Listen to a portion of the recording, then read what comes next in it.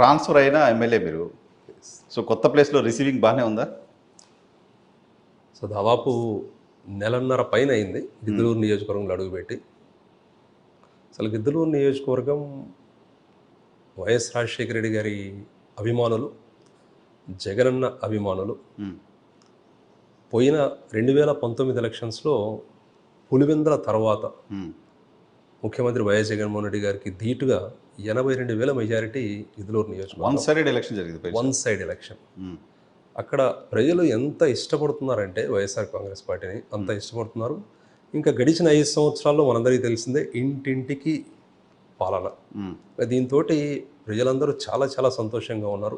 అడుగు పెట్టిన దగ్గర నుంచి ఈ రోజు వరకు ప్రతి ఊరిలో ఎంతో ఇష్టంతో స్వాగతం పలుకుతారు, ఎంతో ఇష్టంతో కూర్చుంటారు, పలకరిస్తారు. దానితోటి ఏ ఊరికి వెళ్ళినా కూడా చాలా చాలా సంతోషంగా ఉంది. 82,000 మెజారిటీతో గెలిచిన ఒక అభ్యర్థిని వైసీపీ మార్చాల్సి వచ్చింది అంటే, సో అక్కడ ఆయన పరిస్థితి బాగాలేదనే కదా. బాగాలేకపోవడానికి కారణం పార్టీ కాదా, జగన్మోహన్ రెడ్డి గారు కదా, ప్రభుత్వం లేదు, కదా? ఇది యాక్చువల్గా ముఖ్యమంత్రి గారితో మాట్లాడిన సన్నివేశాలు ఉన్నాయి. హ్మ్. ఈ మూమెంట్స్ ఏవైతే జరిగినాయో హ్మ్. ఇది కేవలం పార్టీ శ్రేయస్కరంగా, హ్మ్. సామాజిక న్యాయంగా, హ్మ్. ఎవరు ఎక్కడ ఉంటే పార్టీకి అన్ని విధాలుగా బాగుంటుందని ఆలోచన చేసి హ్మ్. ఈరోజు ప్రకాశం జిల్లాలో బీసీలకు పెద్దపీట వేశారు, హ్మ్. ఆర్యవైశ్యులకు పెద్దపీట వేశారు, హ్మ్. ఓసీలకు పెద్దపీట వేశారు. హ్మ్. ప్రతి ఒక్కరిని కలుపుకొని పోతూ ఉన్నారు. హ్మ్. ఈ విధమైన 7 నియోజకవర్గాల్లో ఒంగోలు పార్లమెంట్ పరిధిలో. పరిధిలో హ్మ్. ఎక్కడ ఈ విధంగా సామాజిక న్యాయం చేసింది లేదు. అటు టీడీపీ వాళ్ళని చూస్తే హ్మ్. వాళ్ళు 2 ఎర్రగొండపాలెం, సంతనూతలపాడు తీసేస్తే మొత్తం ఓసీఏ ఉన్నారు. 5 ఓసీలకి ఇచ్చారు. 5 ఓసీ. ఇక్కడ ఒక ఆర్యవైశ్యకి మనం చోటు ఇవ్వగలిగాం. హ్మ్. దాంతోపాటు కనిగిరిలో బీసీ యాదవులకి చోటు ఇవ్వాలి.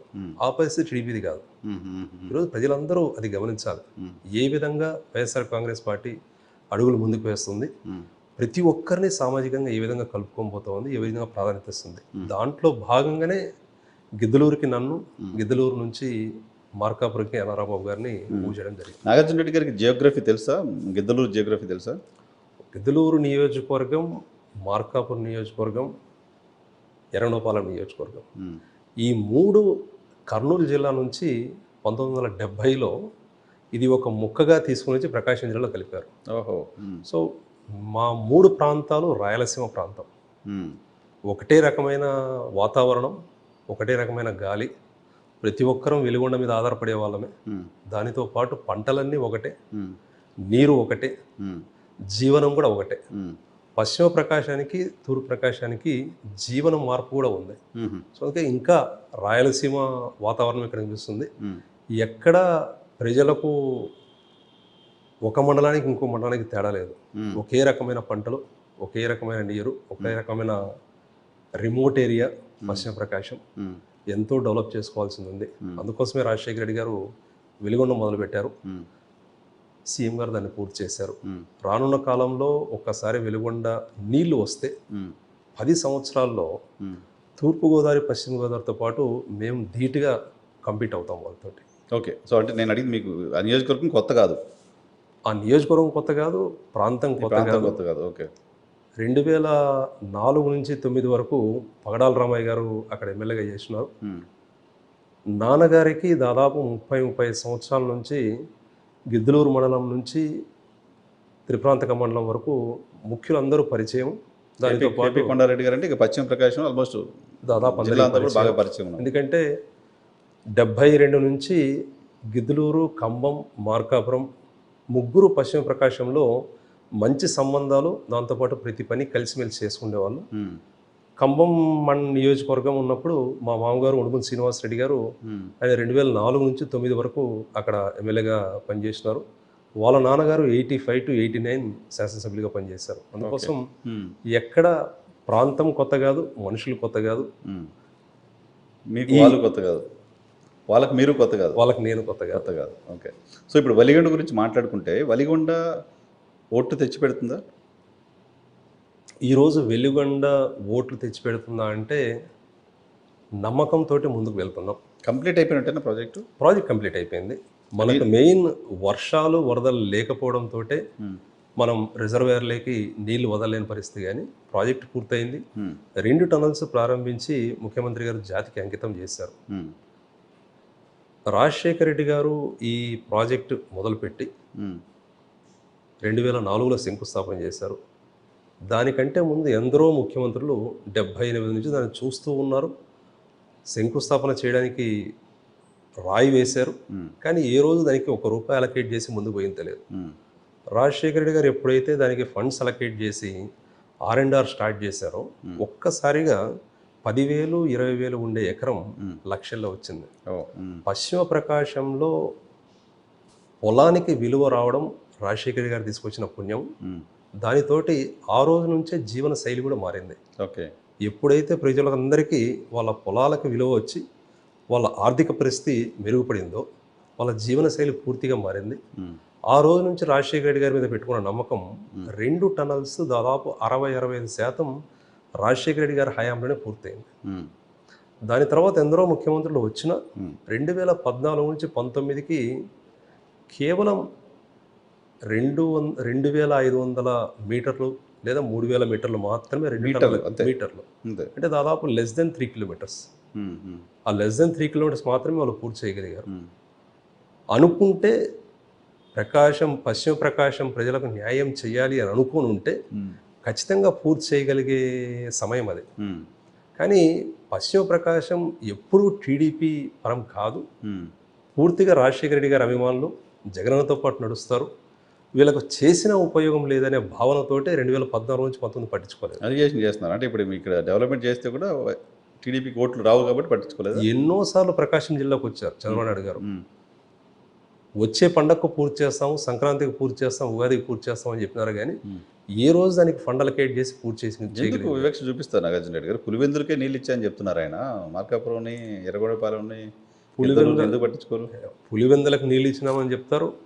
కడప, అనంతపురం మొత్తానికి రైన్ గన్స్ ఇచ్చామని చెప్తారు. ఈరోజు వర్షం లేదు, రిజర్వేయర్ లేదు, దానితో పాటు ప్రాజెక్ట్ ఏదైనా పూర్తి చేస్తేనే నీళ్ళు వస్తాయి. కానీ ప్రాజెక్ట్ పూర్తి చేయకుండా మీకు అది చేశాను, ఇది చేశానని చెప్పడం మంచిది కాదు. ఈరోజు వెలుగొండ పరిస్థితి అదే. ఏదైతే రాజశేఖర రెడ్డి గారు మొదలుపెట్టారో ముఖ్యమంత్రి వైఎస్ జగన్మోహన్ రెడ్డి గారు దాదాపు 6 కిలోమీటర్ల పైన 2 టనల్స్ పూర్తి చేసి ఈరోజు 2 ప్రారంభించారు.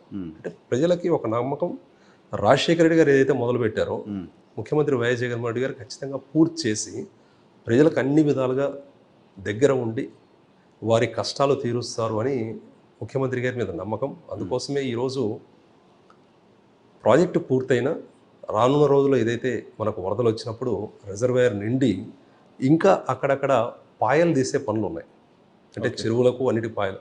ఆ నమ్మకం కూడా జగనన్న మీదనే ఉంది. ఓకే. మీరు ఇప్పుడు ఫిజికల్గా ప్రాజెక్ట్ పూర్తి చేసామని చెప్తున్నారు, బట్ జనాల ఎక్స్పీరియన్స్ ఎట్లా? వాటర్ రావడం కావచ్చు, ఓహో ప్రాజెక్ట్ పూర్తయింది మనకు నీళ్ళు వచ్చిందనే ఎక్స్పీరియన్స్ లేదు జనాలకి. బిలీవ్ చేస్తారా మరి? చాలామంది వెలుగొండ మాట్లాడుకుంటున్నాం. 2023 అంటే 1 సంవత్సరం ముందు మనం వెళ్తే అప్పటికి ప్రాజెక్ట్ ఇంకా పూర్తి అవ్వలేదు. పూర్తి కానప్పుడు వరదలు వచ్చాయి. వరదలు వచ్చిన దానికి కేవలం మనకు సీపేజ్ వాటర్, అంటే అటు సైడ్ ఏదైతే వరద ఎక్కువ వచ్చి మనకు 842 లెవెల్, శ్రీశైలం ప్రాజెక్టులో 842 లెవెల్ ఏదైతే ఉందో అది క్రాస్ అయితే బ్యాక్ వాటర్ మనకు వస్తుంది. అప్పుడు 842 లెవెల్ దాటేసి మనకి ఏదైతే వాటర్ ఉందో ఆ వాటర్ మొత్తం పుష్ అయిపోయింది. సో ఆ టనల్ నుంచి ఆగకుండా దాదాపు చాలా క్యూసెక్స్ ఆఫ్ వాటర్స్ వచ్చేసాయి. ఆ వాటర్ వచ్చింది, ప్రజలు నిజంగానే టనల్ ఓపెన్ అయిపోయిందని ఆనందంతో అందరూ వెళ్ళిపోయారు. అవునా? సో వరదలు వచ్చినప్పుడు, ప్రాజెక్టు పూర్తి కానప్పుడే వరదలు వచ్చినప్పుడు, ఈ సంవత్సరం కేవలం మనకు వరదలు లేకపోవడంతో ఇది చూసాం. ఖచ్చితంగా రేపు ఆగస్టు, సెప్టెంబర్ ఏదైతే అన్నారో ముఖ్యమంత్రి గారు 2 టనల్స్ ప్రారంభించినప్పుడు సెప్టెంబర్లో వస్తున్నాను, వరదలు వస్తున్నాయి, అందరము కలిసి గేట్లు ఓపెన్ చేసుకొని మనం వాటర్ చూద్దాం రిజర్వేర్లో అని హామీ ఇచ్చి మరి వెళ్ళారు. సో వరుణ దేవుడిపైన అంత నమ్మకం ఉంది మీకు? వరదలు వస్తాయని కూడా ముఖ్యమంత్రి గారు ముందే ప్రెడిక్ట్ చేస్తున్నారా?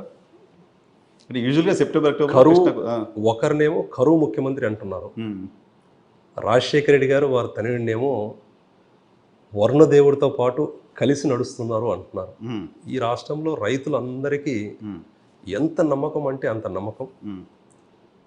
ప్రజల కోసం పనిచేసే పాలకులు ఎవరైతే వస్తారో వారికి అన్ని విధాలుగా దేవుళ్ళు దేవతలు ఆశీర్వదిస్తారు, వారితో పాటు కలిసి నడుస్తారు అనే భావంతో ఉంది. అదేవిధంగానే రాజశేఖర రెడ్డి గారు ఉన్న సమయం అన్ని విధాలుగా రైతులు చాలా ఆనందంగా ఉన్నారు. 2019 నుంచి ఈ రోజు వరకు ఆఖరి 6 నెలలు మాత్రమే రాలేదు, కానీ 4.5 సంవత్సరం చాలా చాలా సంతోషంగా ఉన్నారు రైతులు. అందుకని ఖచ్చితంగా 2024లో రైతులందరి ఆలోచన ఈ 5 సంవత్సరాలు రైతులకు చేసిన మంచి ఏదైతే ఉందో వర్షాలతో పాటు ఖచ్చితంగా రైతులందరూ ముఖ్యమంత్రి గారి పక్షానే ఉన్నారు. రాష్ట్రం మొత్తము 2024లో రైతులు ఒక్క ఓటు కూడా పక్కకు పోకుండా వైఎస్ఆర్ కాంగ్రెస్ పార్టీకి ఓటేస్తారని ఆశిస్తా ఉన్నాం. సో వెలిగొండ రుణం తీర్చుకుంటారు జనం, వెలుగొండ రుణం తీర్చుకుంటారు. ఖచ్చితంగా ఆగస్టు సెప్టెంబర్లో రైతులందరూ కలిసి జగనన్నతోటి వెలుగొండ ప్రాజెక్టుకు వచ్చి ఆ గేట్స్ ఓపెన్ చేసి ప్రతి ఒక్కరం నీళ్లు వెలుగొండ రిజర్వాయర్లో చూస్తున్నాం. ఓకే.